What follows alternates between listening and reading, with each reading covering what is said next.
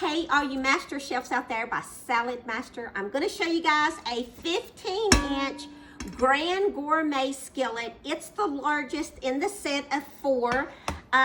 This one is sold separately. It does come with its own lid.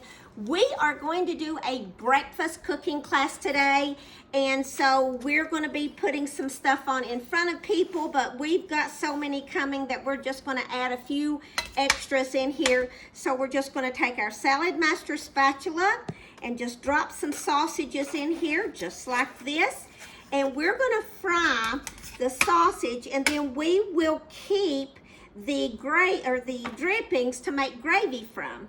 So we've got 2 packs of sausages here. We've got 1 pack of bacon here. And keep in mind, you can use stainless steel utensils in your cookware. It will not harm the surface other than a few scratching, which is perfectly okay, but never take a knife and cut deeply into your pans.